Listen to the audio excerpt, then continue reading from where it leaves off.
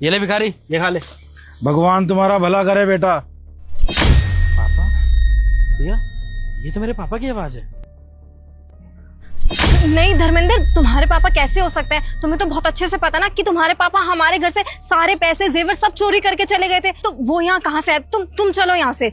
दिया, अपने पापा की आवाज बहुत अच्छे से जानता हूँ मैं, ये मेरे पापा ही हैं। धर्मेंद्र, ये तुम कैसी बातें कर रहे हो? ये तुम्हारे पापा कैसे हो सकते हैं? ये तो बस मंदिर के बाहर बैठा एक भिखारी है। जब तुम्हारे पापा इतने पैसे लेके चले गए थे तो जाहिर सी बात है ना कि वो अपनी जिंदगी बहुत ऐशो आराम से काट रहे होंगे, यहाँ थोड़ी ना बैठे होंगे। तुम चलो यहाँ से। मुझे एक बार चेक करना है, मेरा बहम नहीं हो सकता। ये मेरे पापा ही हैं। मुझे बस सच जानना है कि मेरे पापा ने घर में चोरी क्यों की। यहीं खड़ी रहना तुम। सुनिए। अरे नहीं नहीं, मैं तुम्हें केला नहीं दूंगा। आज मुझे बहुत दिनों बाद खाने को मिला, मैं नहीं दूंगा तुम्हें, नहीं दूंगा। देखिए आप डरिए मत, मैं आपसे ये खाना छीनने नहीं आया हूँ। आप बोलोगे तो मैं और खाना दे दूंगा। हाँ मुझे भूख लगी है, मैंने बहुत दिनों से कुछ नहीं खाया, कुछ नहीं खाया, सच कह रहा हूँ। अच्छा, मैं आपको और खाना दे सकता हूँ, मैं आपको रोज खाना खिलाऊंगा, पर उससे पहले आप मेरे 2-4 सवालों का जवाब देंगे? हाँ बोलो बोलो, क्या बात है? देखिए आप इतने मंदिर के सामने बुजुर्ग हैं, आदमी हैं, ऐसे बैठे हुए हैं, अच्छा नहीं लग रहा है। मतलब आपका कोई घर परिवार नहीं है क्या? आप भूखे हैं इतने दिनों से, खाना भी नहीं खाया? अरे नहीं नहीं, मेरा बेटा है, मेरी बहू है, मैं भिखारी नहीं हूँ, मेरा बहुत बड़ा परिवार है। अरे जब आपका बेटा और बहू है तो उनके साथ क्यों नहीं रहते? बेटा गलत है क्या आपका? रहिए उनके साथ। अरे नहीं नहीं, उन्होंने कुछ नहीं किया, मेरी बहू ने मुझे घर से बाहर निकाल दिया। आपकी बहू ने आपको घर से बाहर निकाल दिया? कुछ किया होगा आपने, जरूर कुछ किया था। अरे नहीं नहीं, मैंने कुछ नहीं किया, मेरा बेटा बाहर गया था कमाने के लिए और पीछे से मेरी बहू ने धक्का मार के मुझे बाहर निकाल दिया। और मुझे कहने लगी अब मैं तुम्हारा बोझ और नहीं बर्दाश्त करती, तुम्हारा खाना कपड़े धोना मेरे बस का नहीं है, तुम यहाँ से चले जाओ। और उसने मुझे भगा दिया। वो मुझे बोझ समझती थी, इसलिए उसने मुझे निकाल दिया। तो आपने ये बात अपने बेटे को नहीं बताई? आपके साथ इतना सब कुछ हो गया। मेरी बहू ने मुझसे मेरा फोन भी छीन लिया, मेरे पास फोन नहीं था, इसलिए अपने बेटे को कुछ नहीं बता पाया। और मुझे उसका फोन नंबर भी मालूम नहीं था, और वो विदेश गया था ना कमाने के लिए, मैं चाहकर भी उससे बात नहीं कर पाया। और साहब जी, मेरे बेटे को तो इतना भी नहीं पता कि उसकी बीवी उसके बाप के साथ कैसा व्यवहार कर रही है। उसका व्यवहार बहुत गंदा है साहब जी, बहुत गंदा है। अगर मेरे बेटे को पता चल गया ना, जब वो यहाँ पे आएगा तो उसको छोड़ेगा नहीं छोड़ेगा। यानी कि आपके साथ इतना सब कुछ हो गया, लेकिन आपके बेटे ने आपको ढूंढने तक की कोशिश नहीं करी एक बार कि उसका बाप किस हाल में है, किस हाल में नहीं है, और अपनी वाइफ का उसने भरोसा कर लिया उसकी बातों पर। इसका मतलब तो यही हुआ ना कि आपका बेटा अपनी बीवी के बातों में आ गया, पर आपको ढूंढने तक की कोशिश नहीं की एक बार भी। इसमें मेरे बेटे की क्या गलती है?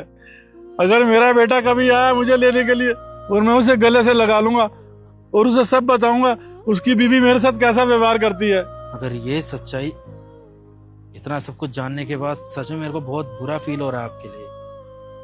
आप तो गलत भी नहीं है, फिर भी अगर आपका बेटा आपके सामने आ जाए, माफी मांगे, तो आप क्या उसे माफ कर देंगे? हाँ, मैं अपने बेटे को माफ कर दूंगा। पापा, अरे बेटा तू, मैंने तुझे कहाँ कहाँ नहीं ढूंढा बेटा, मैं तेरा कब से इंतजार कर रहा था। अरे कहाँ चला गया था बेटा?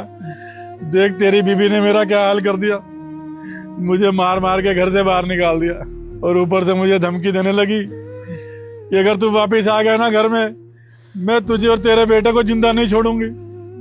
बेटा मैं इसी डर से वापस नहीं आया घर पे, बस ऐसी सड़कों पे भटकता रहता हूँ, घर नहीं जाता मैं। बेटा मुझे पूरी उम्मीद है तू आ गया ना, सब ठीक हो जाएगा, भगवान सब ठीक कर देगा बेटा, सब ठीक कर देगा। पापा इसमें कहीं ना कहीं सारी गलती मेरी है। जो पैसे कमाने के लिए इस देश से तो बाहर गया, लेकिन कभी वापस आके अपने बाप को ढूंढने की कोशिश नहीं की मैंने।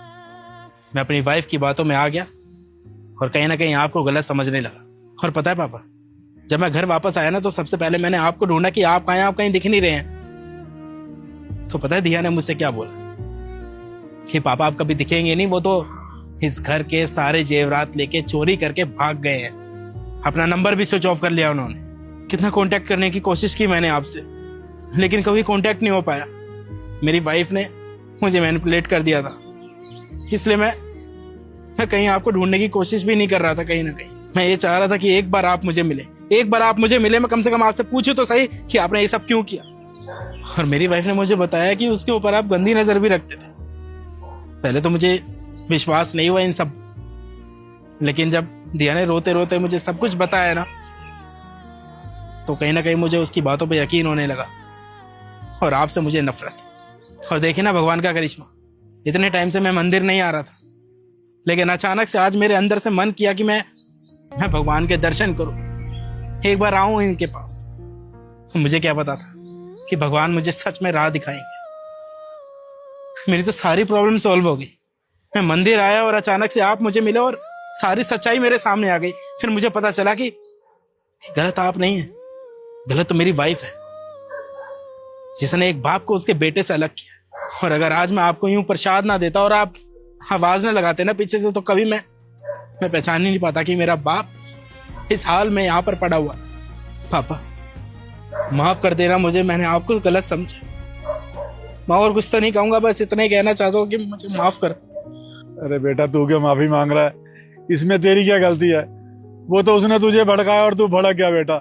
लेकिन बेटा तुझे नहीं पता तेरी बहू ने मेरे ऊपर कितना जुल्म किया है, कितना अत्याचार किया है। लेकिन हाँ, मैं इतना जरूर पूछना चाहता हूँ, तू उससे जरूर पूछिए उसने मेरे साथ ऐसा क्यों किया, मुझ पे इतना जुल्म क्यों किया। पापा आपकी बहू ने ऐसा क्यों किया आपके साथ, ये आपकी बहू से बेहतर और कोई नहीं बता सकता। आपकी बहू ही बताएगी। बहू बताओ दिया, क्या बोला था तुमने कि पापा घर छोड़ के चले गए, सारे गहने चोरी करके चले गए, यही सब बोला था ना? तो क्या है ये? नहीं धर्मेंद्र, ये तुम्हारे पापा नहीं है, मैं बोल रही हूँ ना, चलो यहाँ। बेशरम औरत, मेरा बाप सामने खड़ा है साक्षात, उसके बावजूद भी बोल रही है कि ये मेरे पापा नहीं है। क्या मैं पूछ सकता हूँ कि झूठा इल्जाम क्यों लगाया इनके ऊपर? अरे तो क्या कर दी मैं, तुम खुद ही बताओ। मैं गांव से यहाँ शहर इसलिए रहने आई थी ताकि हम खुश रह सके, साथ रह सके। लेकिन क्या किया तुम्हारे परिवार वालों ने? तुम बहुत अच्छे से जानते थे कि मैं तुम्हारे परिवार के साथ नहीं रह सकती, लेकिन फिर भी आए दिन कोई ना कोई मुंह उठा के जब देखो घर में आ जाता था। कभी तुम्हारी माँ आ जाती थी, कभी तुम्हारी बहन आ जाती थी, और ये बुढ़ा पिछले 1 साल से हमारे घर बसेरा बना के बैठा था। तो तुम बहुत अच्छे से जानते हो कि ये चीज मैं बिल्कुल बर्दाश्त नहीं करने वाली थी, और इनकी नौकर बन के तो मैं वैसे भी ना रहती। तो जब तुम बाहर गए तो मैंने सोचा इससे अच्छा मौका तो मुझे वैसे भी नहीं मिलेगा ना, तो मैंने सोचा क्यों ना इस बुड्ढे को घर से बाहर निकाल दूं। वैसे भी इस शहर में तो किसी को जानता भी नहीं, कहीं भटकता फिरता चला जाएगा। लेकिन मुझे नहीं पता था कि यहाँ आज हमें ऐसे मिल जाएगा। इसलिए मैंने तुमसे सब झूठ बोला कि तुम्हारा बाप हमारे घर से सब चोरी करके चला गया और मुझ पे गंदी नजर रखता है, ताकि तुम इस बुड्ढे को ना कभी ना ढूंढो। अच्छा, तो मेरे बाप को घर से बाहर निकालने का प्लान था तुझे? परेशानी होती थी ना तुझे कि मेरे पापा का काम करना पड़ता है, बोझ है मेरे पापा तेरे लिए। तो ठीक है, फिर आज से तेरे को आजाद कर देता हूं मैं, अपने बाप से भी और मुझसे भी। आज के बाद मेरे साथ मेरे घर में नहीं रह सकती तो, क्योंकि एक ऐसी औरत मैं बिल्कुल नहीं रख सकता अपने घर में जो मेरे बाप की इज्जत करना ना जानती, जानवरों जैसा सलूक करती हो। क्या भिखारी बना दिया मेरे पापा को तुमने? अब ऐसा है, मेरे साथ मेरा बाप रहेगा मेरे घर पे, तो जैसी औरत नहीं। समझ में आया ना? मिलूंगा मैं तुझसे, मिलूंगा भी नहीं, सीधा कोर्ट में मिलूंगा, वो भी डिवोर्स पेपर के साथ। वकील हायर कर लियो अपने लिए। समझ में आया ना? आने की जरूरत नहीं है घर में। चलिए पापा।